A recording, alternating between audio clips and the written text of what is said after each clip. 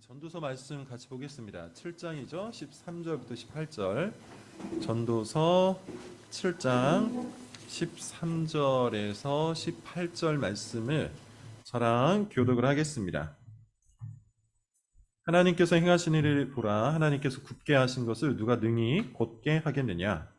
형통한 날에는 기뻐하고 공고한 날에는 되돌아 보아라. 이 두 가지를 하나님이 병행하게 하사 사람이 그의 장래 일을 능히 헤아려 알지 못하게. 내 허무한 날을 사는 동안 내가 그 모든 일을 살펴보았더니 자기의 의로움에도 불구하고 멸망하는 의인이 있고 자기 악행에도 불구하고 장수하는 악인이 있으니 지나치게 의인이 되지도 말며 지나치게 지혜자도 되지 말라. 어찌하여 스스로 지나치게 악인이 되지도 말며 지나치게 우매한 자도 되지 말라. 어찌하여 기한 전에 죽으려고 하느냐. 너는 이것도 잡으며 저것에서도 내 손을 놓지 아니하는 것이 좋으니 하나님을 경외하는 자는 이 모든 일에서 벗어날 것임이니라. 아멘. 전도서 15번째 시간이고요. 제목은 이렇게 잡아봤습니다. 자기 확신에서 하나님 신뢰로. 자기 확신에서 하나님 신뢰로. 랄프 왈도 에머슨이라는 분이 계십니다. 혹시 아는 분도 있을지 모르겠네요. 19세기의 철학자요, 또 시인이요, 문학가요, 아주 유명한 초월주의자 명상가입니다. 이분이 쓴 책 중에 아주 유명한 책 몇 가지가 있는데요. 대표적인 책이 자기 신뢰라는 책이에요. 자기 신뢰. 이 책의 큰 제목만 제가 한번 따왔습니다. 말해보자면 이래요. 첫째, 당신 자신을 믿으라. 둘째, 스스로 만물의 중심이 되어라. 셋째, 혼자서 일어서라. 넷째, 자기 마음의 목소리를 들으라. 이겁니다. 19세기에 이런 책을 쓰셨어요. 그는 이 책에서 철저하게 자기를 믿고 자기 내면의 소리에 귀를 기울이라고 합니다. 그리고 자기가 자기 인생의 중심, 자기가 자기 인생의 주도자라는 사실을 속히 자각하라고 항변을 하죠. 자기 신뢰라는 제목입니다. 이 책은 거의 200년 전에 기록이 되었어요. 200년이 지난 오늘날 여러분 어떻습니까? 이 책이 주장하는 바가 문화가 되었죠. 우리 시대를 지배하는 사상이 되었어요. 대부분 반영이 되었다는 겁니다. 대중문화부터 시작해서 학교 공교육에 이르기까지 모든 문화, 모든 교육, 모든 사상이 지금 이 주장을 가르치고 있잖아요. 너 자신을 신뢰하라. 네가 네 인생의 중심이 되어라. 네 마음의 목소리를 들어라. 2018년 방탄소년단의 리더인 RM이 유엔에서 첫 번째 연설을 했습니다. 그가 그때 이런 말을 하더군요. 여러분 자신을 사랑하십시오. 여러분이 누구인지, 여러분은 어디에서 왔는지, 성 정체성은 무엇인지 스스로에게 말하세요. 스스로에게 이야기하면서 여러분의 이름을 찾고 여러분의 목소리를 찾으세요. 요즘 대중문화는 대부분 이런 메시지를 전합니다. 너 자신의 소리를 들으라. 다른 사람의 이야기에 너의 정체성을 빼앗기지 말고 너 자신의 목소리를 듣고 너의 정체성은 스스로 결정해라. 너 자신을 신뢰하라. 네가 네 인생의 중심이다. 애니메이션으로 만들어져서 큰 인기를 끌었던 쿵푸 팬더라는 영화가 있습니다. 혹시 보신 분도 있을 거예요. 타이렁이라는 악당과 싸우는 팬더 이야기입니다. 이 영화의 절정은요, 용의 문서를 용의 전사인 주인공 팬더가 읽는 장면이에요. 놀랍게도 용의 문서는 일종의 거울이었습니다. 용의 문서가 아주 특별한 무술 비법인 줄 알았더니 알고 보니 그냥 거울이었다는 거예요. 그래서 거울 속에 비친 자신의 모습을 보면서 팬더가 깨달아요. 특별한 비법은 없구나. 나는 나 자신을 믿어야 하는구나. 나는 특별한 존재이기에 나 스스로에 대한 믿음을 가질 때 비로소 한계를 깨치고 일어날 수가 있구나. 쿵푸 팬더라는 애니메이션은 어린이들에게 이런 메시지를 전달을 한 겁니다. 깨달음을 얻은 팬더는 타이런과 싸워서 이겨내죠. 이런 식의 메시지는요, 대중문화 속에 널리고 널렸어요. 이것은 일종의 계몽입니다. 계몽이 뭡니까? 꿈속에서 헤매던 사람을 일깨우는 것이죠. 계몽주의는 18세기에 등장했는데요. 이 계몽주의가 겨냥했던 종교가 바로 기독교예요. 당시 기독교라는 미몽 속에서 헤매던 사람들을 일깨우는 것, 그것이 계몽주의자들의 사명이었죠. 기독교는 사람들을 한계짓고 사람들을 규정하고 자유를 박탈하며 이성을 마비시키는 어리석고 악한 종교라고 주장한 것. 이게 계몽주의자들의 주장이었어요. 왜 우리가 기독교에 의해서 한계를 지어야 하는가? 왜 우리가 기독교에 의해서 정체성을 규정받아야 하는가? 이런 미몽에서 깨어나서 스스로 자기 인생을 되찾자. 자기 자신을 신뢰하면서 자기 내면의 목소리에 귀를 기울이자. 이것이 당시 계몽주의의 핵심적인 메시지였습니다. 그래서 이때 활동했던 대표적인 계몽주의자, 여러분 혹시 아실 수도 있는데 볼테르라는 사람이에요. 프랑스의 사상가였고요. 그는 평생 동안 기독교와 싸웠습니다. 그것이 그의 사명이었어요. 그는 기독교를 광신주의로 규정을 했고요. 사람들을 꿈속에서 헤매게 만드는 아주 질 나쁜 종교라고 평가를 했어요. 그래서 그가 아주 유명한 말을 합니다. 앞으로 100년만 지나면 단언하는데 성경의 모든 것은 거짓으로 판명될 거다. 그리고 모든 교회는 다 박물관이 될 거다. 자기 신뢰라는 이 사상은요, 그때부터 시작해서 어느덧 우리 시대를 장악해버렸어요. 사람들은 이 사상에 대해서 거의 의심하지 않습니다. 당연하게 생각해요. 오히려 자기가 그렇지 못한다는 것에 슬퍼를 합니다. 슬픔을 느끼죠. 내가 나를 더 신뢰했어야 하는데, 내가 나 자신을 더 확신했어야 되는데, 내가 내 내면의 소리에 더 귀를 기울였어야 되는데 그렇지 못해서 지금 자존감이 바닥이고, 그러지 못해서 지금 이렇게 초라하구나, 이런 생각을 한다는 겁니다. 지금도 수많은 자기 개발서를 여러분 살펴보시면요, 자기 신뢰를 강조하죠. 성공했다는 강연자들도 결국 자기 신뢰를 강조해요. 너를 믿어라. 그렇게 자기 신뢰라는 이 사상은요, 사람들의 무의식을 파고들고 있죠. 사람들은 가면 갈수록 자기가 생각하는 것이 옳다는 확신을 갖습니다. 자기가 느끼는 것이 맞다는 확신을 갖습니다. 나는 이렇게 생각한다. 나는 나를 신뢰하기에 내 생각이 옳다고 믿는다. 이게 요즘 사람들의 무의식이에요. 나는 이렇게 느낀다. 나는 나를 신뢰하기에 내 느낌이 옳다고 믿는다. 이것이 요즘 사람들의 사상이에요. 이와 같은 자기 확신의 시대, 자기 신뢰의 시대에는 극단주의자가 늘어나요. 생각해 보십시오. 자기 자신의 내면의 소리에만 귀를 기울이고 자기를 믿고 자기 생각과 느낌만 옳다고 믿는다면 다른 사람의 말이 귀에 들려올까요? 다른 사람의 견해에 대해서 마음을 열 수 있을까요? 그럴 필요가 없겠죠. 그럴 필요도 없고 그런 마음도 없는 거예요. 자기 생각을 강화시키고 자기 느낌을 지지할 수 있는 소리만 들으면 되는 거죠. 이것이 일종의 유튜브 알고리즘 같은 겁니다. 내 취향, 내 사상, 내 감정에 맞는 것들만 계속해서 제공을 받는 것이죠.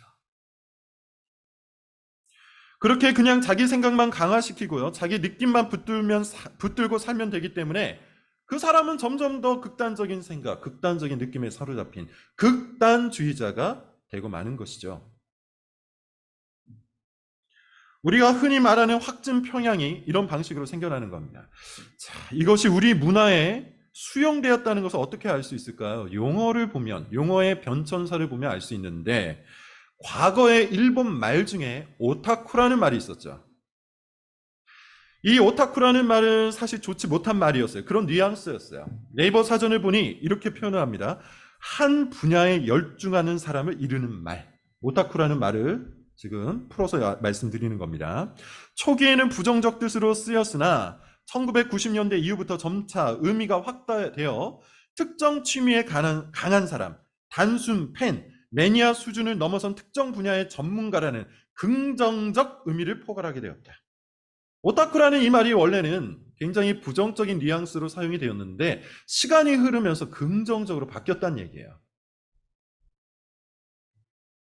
오타쿠는 사실 어떤 한 분야, 특히 게임이나 애니메이션 같은 분야에 집착적으로 매달리는 사람을 일컫는 말이죠. 일본에서는 오타쿠에 의해서 살인사건까지 일어나서 이 말이 굉장히 부정적이었는데 시간이 지나면서 점차 좋은 의미로 확대가 되었다는 겁니다. 오타쿠는 일종의 극단주의자죠. 마찬가지로 네이버 사전을 참고하면 오타쿠는 애니메이션 등 특정 취미와 사물에는 깊은 관심을 가지고 있으나 다른 분야의 지식이 부족하고 사교성이 결여된 인물이라고 합니다. 그러니까 자기가 좋아하는 어떤 특정 분야만 주구장창 파고들고 다른 분야에 대해서는 전무할 정도로 지식이 없는 사람을 일컫는 거야. 근데 이 말이 지금 아주 긍정적인 뉘앙스로 사용이 되고 있다는 겁니다. 일종의 극단주의자인 것인데 오늘날에는 이런 극단주의자들이 환영을 받는 시대예요. 좋게 포장이 돼요. 우리 시대가 극단주의에 대해서 놀랍게도 환영의 문을 활짝 열어놓고 있다는 겁니다. 그러나 성경은 극단주의를 경계해요. 오늘 본문에 여러분 한번 보십시오. 오늘 본문 15절부터 17절을 여러분 한번 읽어볼까요? 15절부터 17절입니다. 시작. 내 허무한 날을 사는 동안 내가 모든 일을 살펴보았더니 자기의 의로움에도 불구하고 멸망하는 의인이 있고 자기의 악행에도 불구하고 장수하는 악인이 있으니 지나치게 의인이 되지도 말며 지나치게 지혜자도 되지 말라. 어찌하여 스스로 패망하게 하겠느냐? 지나치게 악인이 되지도 말며 지나치게 우매한 자도 되지 말라. 어찌하여 기한 전에 죽으려고 하느냐? 선도자는 자기 인생을 지금 허무하다고 말하고 있죠. 공허하다고 말하고 있어요. 허무한 이유는 이미 우리가 알고 있습니다. 이 인생 속에 영원한 가치가 없기 때문이에요. 모든 것이 헛됩니다. 우리가 진정으로 붙들고 기뻐할 것도 없고 우리가 진정으로 추구할 만한 것도 없어요. 사실 전도자가 말하는 이 사상을 바르게 이해한 사람은 적어도 이 세상에서 극단주의자가 될 수가 없습니다. 극단주의자는 말 그대로 무엇인가의 지나친 의미와 가치를 투영하여 그것을 집착적으로 추구하는 사람이기 때문이죠. 자, 전도자가 관찰합니다. 뭘 보고 있죠? 아주 의로운 사람이 한 명 있어요. 그런데 그 사람은 그 의로움 때문에 망한답니다. 반면에 아주 악한 사람도 한편에 있어요. 그런데 놀랍게도 그 사람은 그 악행 때문에 잘 먹고 잘 산답니다. 이 얼마나 불합리한 일입니까? 이 얼마나 부당한 일입니까? 선한 사람은 성공하고 악한 사람은 망하는 것이 옳지 않습니까? 그러나 이 세상에는 이런 부조리하고 불합리한 일들이 비일비재하게 일어나고 있다는 거예요. 전도자는 그 현실을 관찰해서 우리에게 보고를 하고 있는 겁니다. 의인이 빨리 죽고 악인이 잘 먹고 잘 살더라. 실제로 여러분 그런 일이 얼마나 많습니까? 역사적으로 보면 정말 악당이 틀림없음에도 불구하고 큰 권력을 얻고 큰 명예를 얻고 큰 부를 소유하면서 오랫동안 살아가는 사람들이 꽤나 있죠. 가장 가까이에는 여러분 누가 있을까요? 최근 전쟁을 일으키고 있는 이 푸틴 같은 사람이 그렇지 않습니까? 국제 정세에 관심이 조금이라도 있는 사람은 알 겁니다. 푸틴은 이번 전쟁만이 아니라 정치적이고 경제적인 이유로 몇 번의 전쟁을 일으켰고요. 그 전쟁으로 인해서 무고한 시민들이 많이 죽었어요. 그런데도 지금 홀로 잘 먹고 잘 살고 있잖아요. 얼마나 불합리합니까? 조금 멀게는 김일성 같은 사람도 있죠. 우리 민족이 지금 이렇게 분열되어 살게 만든 장본인인데 84세까지 잘 먹고 잘 살다가 가버렸습니다. 최근에 죽은 전두환은 또 어떻습니까? 무고한 광주 시민들을 학살해놓고는 90세까지 영광을 누리다가 죽었어요. 얼마나 불합리하고 얼마나 부조리합니까? 반면에 의로운 사람들은 고생하면서 살고 가난하게 살다가 일찍 죽는 경우도 허다하죠. 이왕 역사 이야기를 했으니 말해보자면 독립운동가들이 그렇지 않습니까? 평생 동안 독립운동을 하느라 재산도 모으지 못하고 일찍 죽는 바람에 후손들이 가난과 고통 속에서 굉장한 괴로움을 겪고 있다고 하죠. 오히려 친일파로 살던 사람들이 그때 모아놓은 재산으로 떵떵거리면서 살고 있는 것이 지금의 현실이에요. 얼마나 불합리하고 얼마나 부조리합니까? 사실 이런 거창한 역사 현장만이 아닙니다. 우리가 살고 있는 삶의 현장도 그렇잖아요. 직장에서 요리조리 요령을 피우는 사람이 더 빨리 승진을 합니다. 약삭빠르게 이간질을 하는 사람이 네트워크를 더 잘 형성해요. 이기적인 선택을 하는 사람들이 돈을 잘 모아요. 반면 이타적으로 살아가는 사람들은 늘 손해를 보죠. 이런 모습을 보면서 우리는 삶의 부조리를 느낍니다. 전도자도 마찬가지예요. 전도자는 이런 삶의 부조리 앞에서 이렇게 말하는 겁니다. 지나치게 의인이 되지도 말고 지나치게 악인이 되지도 말자. 지나치게 악인이 되지도 말고 지나치게 어리석은 자도 되지 말자. 자, 여러분, 이것의 의미가 뭘까요? 정말로 의인이 되지 말라는 뜻일까요? 정말로 지혜자가 되지 말라는 뜻일까요? 그런 뜻이 아닙니다. 전도자가 강조하고 싶은 것은 자기를 신뢰하고 자기를 확신하면서 극단주의자로 살지 말라는 거예요. 자기 행위에 대한 지나친 신뢰, 자기 느낌에 대한 과도한 확신, 이런 것을 주의하라는 말입니다. 왜냐하면 이 세상은 우리의 확신에 의해서 움직이지 않고 우리 느낌에 따라서 결정되지 않기 때문이에요. 우리의 정의와 우리의 감정에 의해서 무엇인가가 결정되지 않는다는 겁니다. 부조리는 계속 존재할 겁니다. 모순도 계속해서 진행될 겁니다. 그 이유와 그 원인에 대해서 우리는 알 수가 없어요. 우리가 알 수 있는 것은 딱 한 가지예요. 그런 현실이 존재하고 존재할 것이에요. 이 말씀은 특히 요즘과 같은 정치의 시대에 더욱더 우리가 주의해서 받아들여야 하는 것이죠. 우리는 한편의 정책을 절대적 정의로 여기고 상대편의 정책은 절대적 악의로 여기는 시대에 살고 있습니다. 마치 어느 한편의 정당, 어느 한편의 정책을 택하면 우리 사회의 부조리와 모순이 한 방에 해결될 것처럼 아주 극단적인 선택과 결정을 서슴지 않아요. 그러다 보니 상대가 거의 악마화되어 버리죠. 그런데 이것은 전도자의 관점에서 보면 대단히 잘못된 거예요. 어떤 정당이 들어서고 어떤 정책을 사용해도 이 땅에 존재하는 부조리와 부당함과 모순은 해결되지 않습니다. 지속될 거예요. 그러므로 정치를 대하는 그리스도인은 어느 한편에 지나치게 경도되지 말고 지금 환경에 적절한 것을 선택하는 지혜가 필요한 거죠. 사실 이런 극단성은 앞서 말한 것처럼 자기 신뢰, 자기 확신에서부터 비롯되는 겁니다. 자기 취향과 자기 상황과 자기 위치와 자기 환경에서 만들어진 그 견해를 절대적인 것으로 인식할 때 극단주의에 빠지는 거예요. 그것은 정치일 수도 있고요, 취미일 수도 있고요, 심지어 신앙일 수도 있습니다.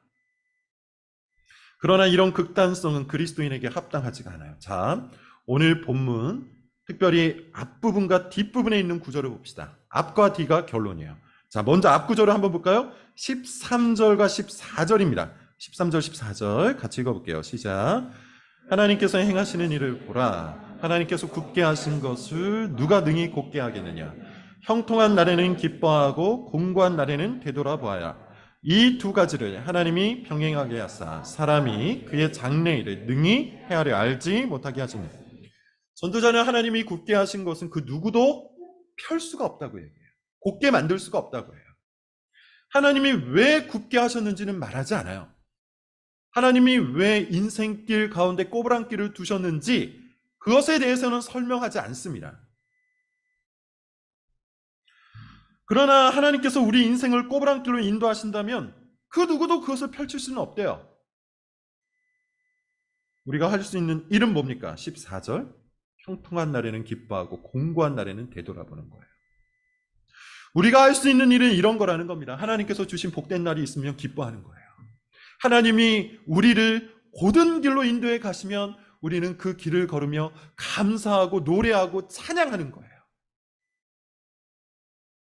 그러나 어느 날 하나님께서 우리에게 공고한 날을 주신다면, 그런 공고한 날이 우리 가운데 찾아올 때면 우리는 나 자신을 돌아보고 회개하는 겁니다. 전도자는 이와 같이 형통한 날과 공고한 날이 서로 번갈아가며 우리를 찾아오는 이유를 하나님께서 사람으로 하여금 장래일을 함부로 헤아리지 못하게 하려 하기 때문이라고 해요. 쉽게 말하면 앞날에 대해서 우리로 하여금 무력감을 느끼게 하시려고 형통한 날과 공고한 날을 번갈아 오게 하신다는 거예요. 자, 이것이 여러분 우리가 자기를 확신할 수 없는 이유고 자기를 신뢰할 수 없는 이유입니다. 이것이 우리가 극단적으로 살 수 없는 이유이기도 해요. 내가 내 인생을 조종할 수 없다는 것, 내가 내 인생을 스스로 좌우할 수 없다는 것. 내가 아무리 애를 써도 언젠가는 공고한 날이 온다는 것. 내가 아무리 인정하지 않아도 언젠가는 슬픈 날이 찾아오고야 만다는 것. 이것이 우리를 겸손하게 하고 이것이 우리를 확신할 수 없게 만드는 이유라는 거예요. 여러분 어때요? 정말로 그렇지 않습니까? 여러분의 인생이 그렇지 않습니까? 인생을 살다 보면 이것이 진리라는 것을 우리는 깨닫게 돼요. 혹 이 자리에 있는 사람들 중에 아주 젊은 사람은 잘 모를 수 있을 거예요. 혹 이 자리에 있는 사람들 중에 아직까지 제 뜻대로 사라진 사람은 잘 모를 수도 있을 겁니다. 그러나 인생을 제대로 경험한 사람들, 인생이 뜻대로 되지 않은 경험이 있는 사람들은 이게 뭔지 알 거예요. 누가 공고한 날을 좋아하겠어요? 누가 공고한 날을 원하겠어요? 그러나 공고한 날이 반드시 찾아오죠. 누가 괴로운 날을 좋아하겠습니까? 누가 괴로운 날을 원하겠습니까? 그러나 괴로운 날이 반드시 찾아와요. 여러분의 삶을 돌이켜 보십시오. 여러분이 원하는 대로 원하는 것들이 이루어진 삶을 살고 계십니까? 아니면 전혀 원치 않는 삶을 지금 맞이하고 있습니까? 대부분의 사람들은 자신이 의도하지 않고 목적하지 않고 계획하지 않았던 삶을 살아지게 돼요. 원하지 않았던 결핍이 우리 인생을 습격합니다. 원하지 않았던 상실이 우리 삶을 지배합니다. 나름대로 열심히, 나름대로 선하게 살았음에도 불구하고 그런 우리는 공고한 날을 내가 원치 않을 때 맞이하게 되죠. 그러면서 무엇을 깨닫는 거예요? 인생을 내가 헤아릴 수 없다는 것을 깨닫는 거예요. 결국 전도자는 오늘 본문에서도 같은 결론을 맺어요. 우리가 무력하다는 것. 우리가 무력하다는 것. 앞날을 헤아릴 능력이 없다는 것. 앞날을 조종할 능력도 없다는 것. 내가 내 뜻대로 내 인생을 살아낼 수 없다는 것. 그리고 심지어 그런 우리의 무력함이 하나님께서 의도하신 것이라고 결론을 맺고 있죠. 그래서 전도자는 최종적으로 이렇게 말하는 겁니다. 오늘 본문 18절을 여러분 한번 보십시오. 18절 같이 한번 읽어볼게요. 시작. 너는 이것도 잡으며 저것에서도 내 손을 놓지 아니하는 것이 좋으니 하나님을 경외하는 자는 이 모든 일에서 어떤 결론을 우리에게 던집니까? 하나님을 경외하라고 하죠. 하나님을 신뢰하라고 합니다. 하나님을 믿으라고 합니다.